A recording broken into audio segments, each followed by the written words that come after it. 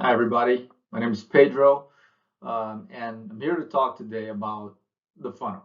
Okay, and I hear a lot of conversation about the funnel, and I often get asked, why do I still use the funnel when I'm doing strategic planning for a lot of my clients, and I mean even to myself, having been the client side of things before.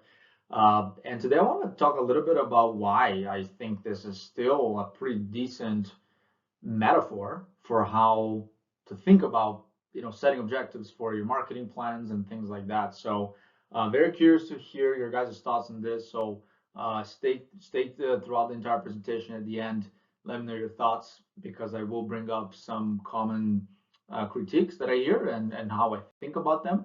But I'm curious to hear what people think as well. So for starters, I think we need to understand a little bit of where the funnel came from in the first place. This guy in the picture here is called Elias St. Elmo Lewis.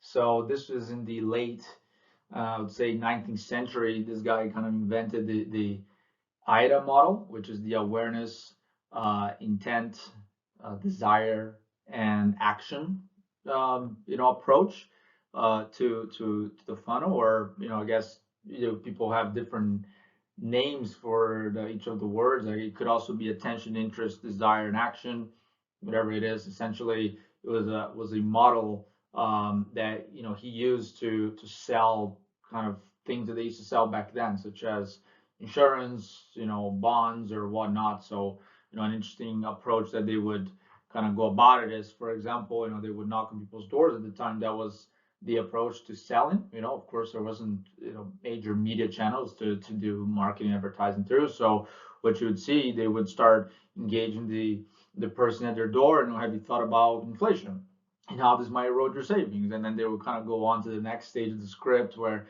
they'd explain the benefits of investing in government bonds, for example, or whatever it is that they were selling. Then they would build trust by showing the historical returns, right, of the bonds that they were selling. And then essentially would finish by trying to close the sale with the papers, right, to invest today. And so obviously very sales oriented approach until 1924, where a guy by the name William Townsend essentially took this model and created this funnel visualization, right? And that's where you start seeing this starting to enter the lexicon of marketing. Obviously, marketing as a function was still very young at that time, if not just starting. Brand management started just shortly after that, and so this stuff is still fairly new.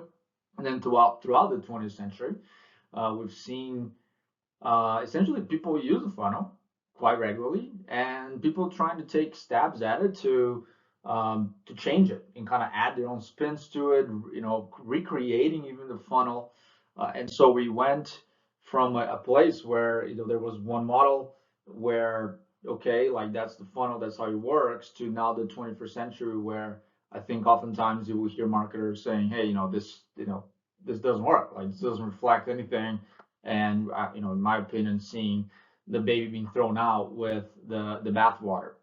Now, why do I say this? I think there's some context here around what's going on in the 21st century, and is the context of postmodernism. Okay, and I think this is, now I'm going a little bit deeper, a little bit outside the funnel, specific topic here. But what we see in postmodernism, which comes after modernism, is where we are taught, and as a culture, we basically challenge everything. We challenge everything. Everything is relative, and so you kind of see, these types of comments, coming across in our conversations today. So obviously, grandma's thinking is outdated. Anything that's old, doesn't matter, right? Or history doesn't matter. Unfortunately, we do hear a lot of that today. TV's dead, right? Like, get the new stuff, the new channels, and of course, the funnel is outdated. So these are all symptoms of, frankly, a new era of thinking that we are experiencing in today in the 21st century, where we look at things from the past and we say, hey, they don't apply to the present anymore. And I think, yeah, sometimes that's right, and sometimes we need to revise some of those core concepts. But when I look at something like a funnel that's been around for, well, over 100 years, he had kind of stood the test of time, and I think there's some validity to this metaphor that I wouldn't be so quick to dismissing or even throwing it out, right? And so we went from something like this, right? Attention, interest, desire, action, to now something like this, or various, different versions of the funnel. And I think, don't get me wrong, I think all of these have merit on their own, and you can definitely use them. I think the stuff from the Ehrenberg Bass Institute is fantastic. I've read all their books, and it all makes a lot of sense. But I don't see it as being the same thing as the funnel. Yes, mental availability is a fact of marketing. Physical availability is another fact, and you need to, improve both.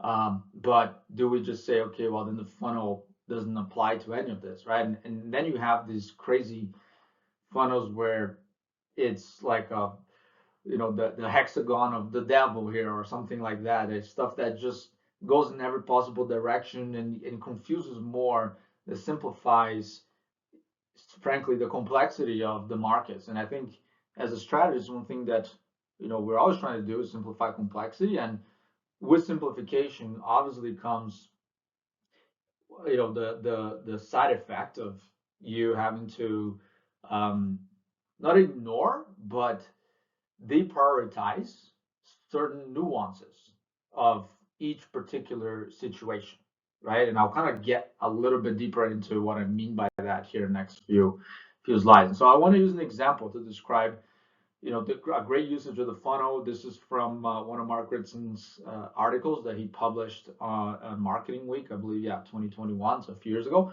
about Netflix. Now, of course, this data is not exactly accurate. He even says that this is crap data in Mark Ritson's own words. He used a different word, of course. But it does kind of give us an interesting view. So back in Q2 2019, this is before the pandemic, you look at, the Netflix market in the UK, however many people live in the UK, let's say, 60 million. I'm not exactly sure what the number, the total UK market is that 100%. So the total number of households then would be probably 28 million or so. Now, what is the next stage of the funnel for someone like Netflix, right? And that's where you kind of start seeing the importance of customizing the funnel, right? It's not something that you just take the item model and say, yeah, like copy and paste. No, you have to understand your customer journey so then you can create a funnel that makes sense for your brand. So in the case of Netflix, of course, was okay, out of the total number of households in the UK, how many people watch subscription video on demand, right? And at the time, 2019, before the pandemic, that number was about 47%. Okay, so obviously that means that 53% of the market wasn't watching SVOD. So that is obviously a very valuable piece of information if you're Netflix, that that you don't have a chance of getting people to watch your product, your platform, if they're not even watching subscription video on demand in the first place, right? That's kind of the number one ingredient in this entire mix, right? Then you kind of start seeing more of what you would call the middle of the funnel here. You could say where okay, out of all of those households, 46% watch Netflix, which is pretty incredible. It's just about 100% of people that watch subscription video on demand also watch Netflix. Now, what you see here now, you start seeing an interesting drop off. So 42% of total households, just about 100% of people who watch Netflix subscribe to Netflix. And then you have people that subscribe to the premium version of Netflix. So there's like a basic and a premium version. Why this is important? Because the premium version allows you to watch Netflix across multiple devices. So you know where I'm going with this, right? The whole password sharing thing, which frankly, at the time when I'm looking at this from Netflix, I'm like, yeah, I'm really not concerned, because we first need to increase how many people are even watching subscription video on demand. I don't care that they are sharing passwords at this point, right? I think if I invest my dollars and my resources at policing how many people are sharing passwords, I'm missing the bigger picture, which is 53% of the population in the UK are not even watching subscription video on demand. So how do we move that needle first before we can figure out, okay, do we need to worry about password sharing? Another interesting thing here would be the NPS promoter score. So like, only nines and tens. So how many people would out of the entire population would recommend, Netflix to a friend? And in this case, it's an exceptional number. Just about 50% of everybody that subscribes to Netflix are scoring in a 9 out of 10. So frankly, not a lot of problems here. The big problem, obviously, is that big gap, 53%, that needs to be addressed. Then the pandemic happened, right? And when the pandemic happened, this thing kind of changed completely, right? So you went from 43%, 47% of the households in the UK watching subscription video on demand to 81%, like a major jump, right? And obviously, this wasn't exclusively because of the pandemic. There was other factors. You would hope that a lot of Netflix's programming and activities that they were doing influenced some of that. But then you start looking then now at your middle of the funnel, and this is where things get interesting, right? So what you see here, very much in line with 2019, just about 100% of people who watch subscription video on demand also watch Netflix, which means Netflix and subscription video on demand are kind of ubiquitous. They're almost the same in this case. So like getting people to watch you is not really the problem. Like, your programming is good because people are watching it. And then you see people, okay, how many people subscribe for the basic version and versus how many people subscribe for the premium version, which allows for password sharing. And this is where the problem starts to show up, right? You see here that about 49% of the total households subscribe to Netflix Premium, but 79% of households are watching Netflix. So obviously, there's a lot of people sharing passwords. At this point, if I'm Netflix, I'm like, well, should I invest my resources in basically fighting for that additional 2% to get to 81% of the total market? Or should I now go fish for bigger fish, which is saying, no, you can't password share anymore. If you want to watch Netflix, you have to subscribe, right? And so it made sense then for them to make the switch in strategy and focus on closing that gap. And so these are the types of insights that you can draw from a funnel like this, right? Does it look like a funnel? No, it doesn't look like a funnel, but it is a funnel. It is. You're kind of seeing how things trickle down. There's obviously a certain order of things that need to happen before somebody can buy a product. Now, does it always happen this way? Right? In this case, absolutely. Can you watch Netflix without watching subscription video on demand? No, right? Like, you kind of need to be watching that, video that in that format before you can even remotely consider Netflix. So again, this is just one example, right? But I'm going to unpack a little bit more of some of the critiques, the usual critiques that I hear. But before that, I want to talk a little bit about then what is the funnel good for? I think that is a question that often we ask ourselves and the industry asks itself. But there's a few things. For starters, it's excellent to contextualize research, right? I think when we do research, primary research, there's a lot of information that we get. And if we're not focused and intentional with what we're trying to uncover, we're just going to end up with a sea of data that we're trying to make sense of, within the context of our market. And so the funnel is an excellent way to say, okay, how many people are even aware of that we exist? How many people associate my brand with this particular occasion? How many people are actually even customers? So what you start seeing is that middle to top of the funnel is external data, middle to bottom of the funnel is internal data. You can actually see how many people are buying from you. So it helps you make sense of what's going on outside of your organization, with inside, how are we converting from one stage to the other. Sure, the path isn't linear, but in the aggregate, I think the data can give us some hints as to how we're performing, right? The other thing about contextualization research is that, does 50% consideration, is 50% consideration is good, for example? I don't know, right? You kind of need to see what other brands are people considering, right? So you can benchmark yourself with the market, with the rest of the category. And so it may be that the category benchmark is 40%. So consideration at 50 is not a problem. Maybe you have a problem at the bottom of the funnel where people are actually performing the action of buying your product. This could obviously tell us a bunch of different, give us a bunch of different hypotheses. Maybe you don't have enough physical availability, your distribution is not wide enough, maybe your website is not intuitive enough, you're not converting.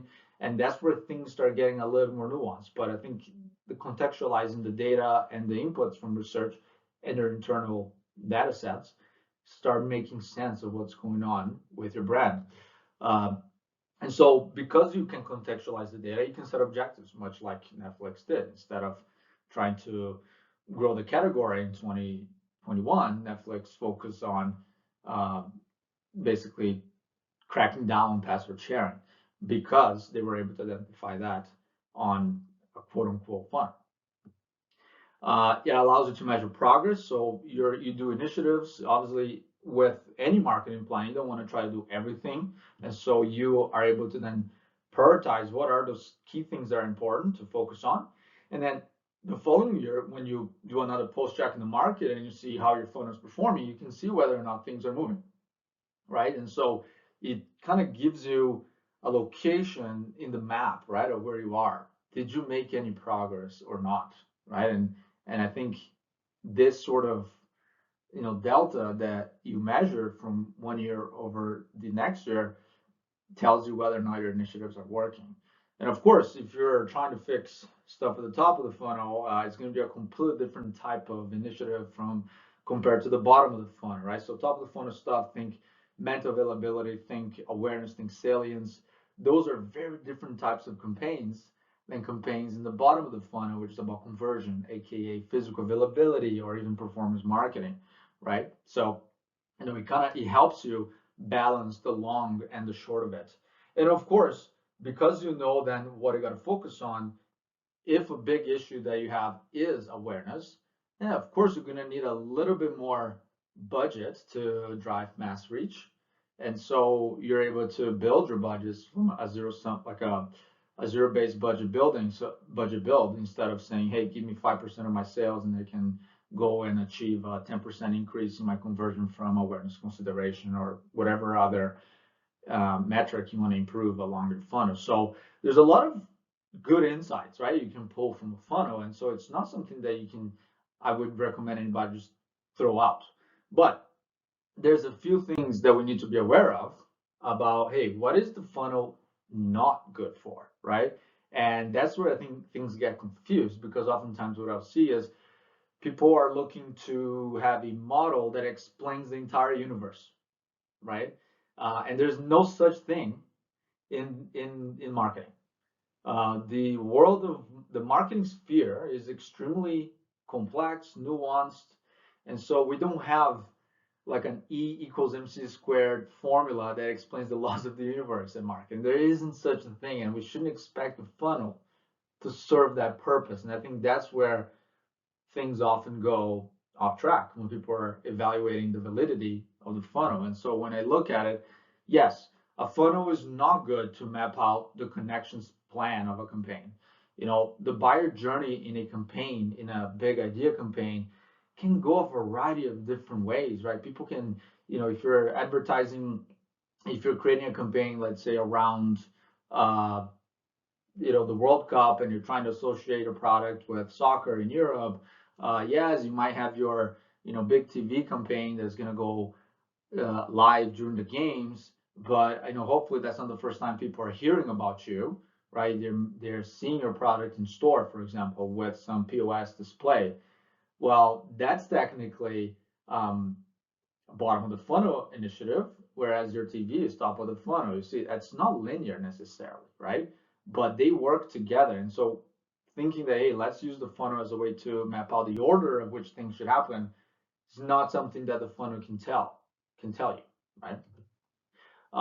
And for that case, is we should not think that we can just move people through a funnel, right? I think people enter and exit the market to buy on their own, right? I think, sure, like, if if I want to buy a car, there's no amount of advertising that Ford can do that's gonna make me enter the market to buy a car, right?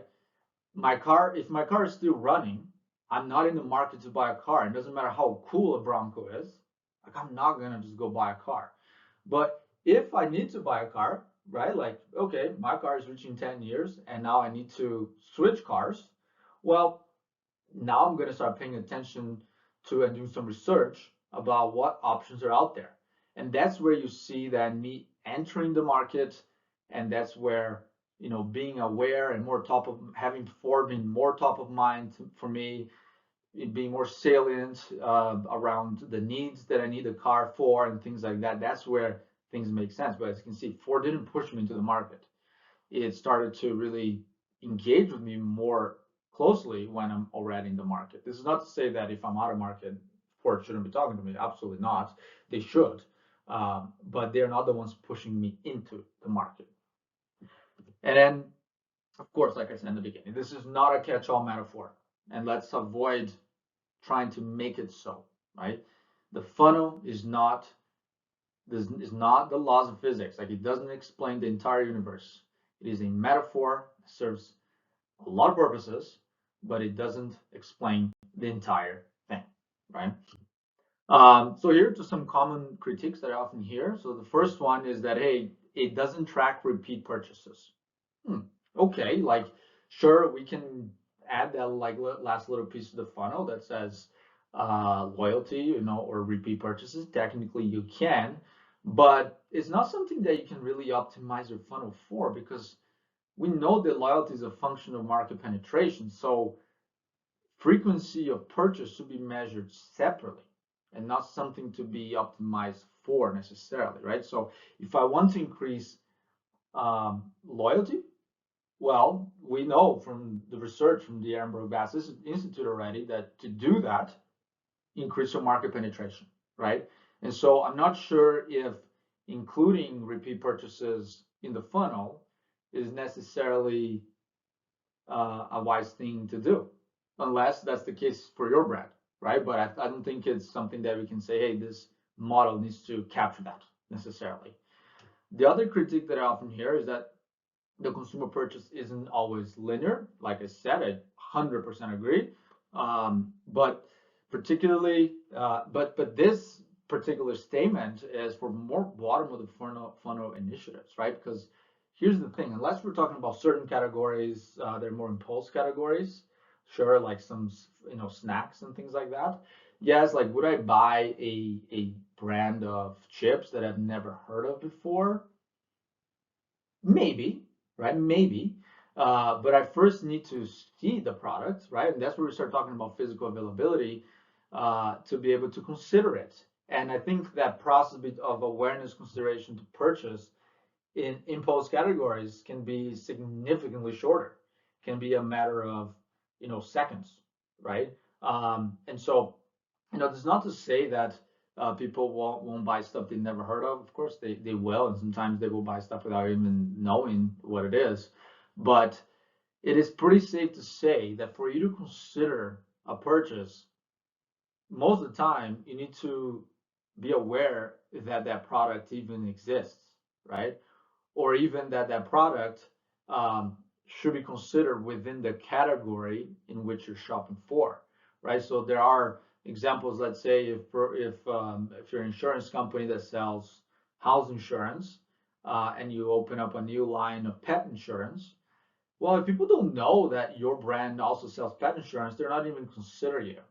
So that's where I see, okay, yeah, is it linear? Not necessarily, but they still need to be aware of you.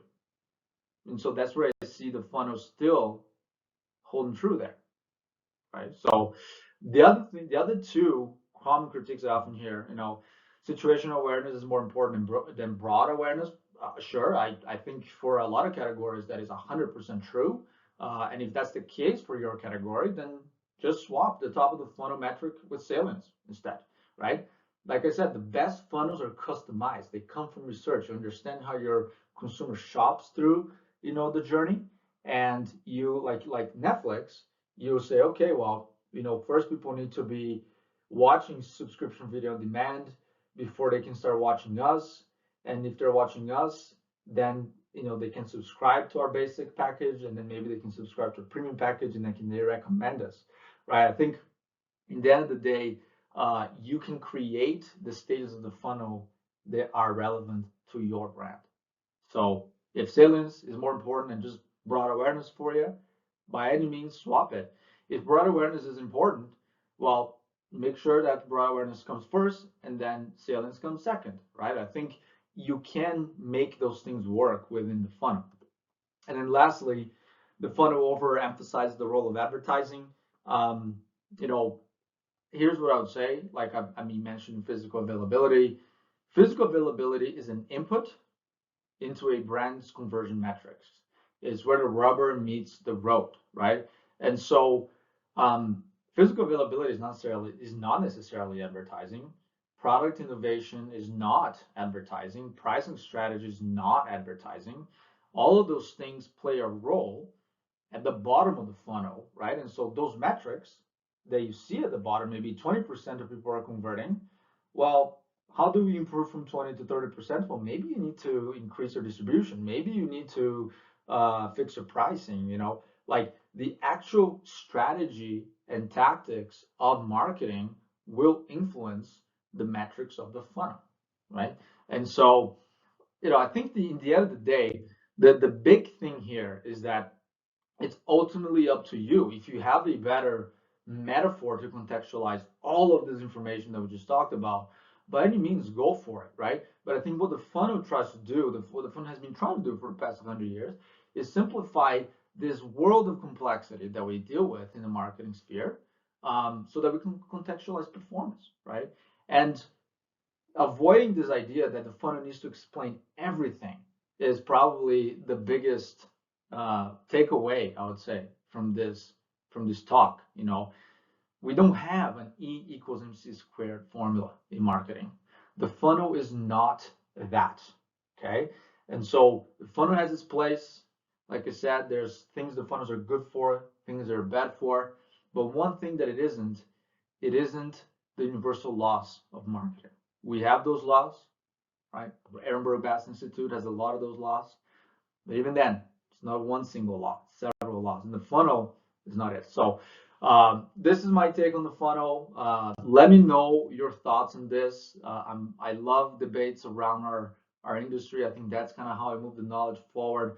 Drop me a comment below. Let me know your thoughts. We'd love to hear if you disagree, if you agree, or if you learn anything new. So thank you. Bye bye.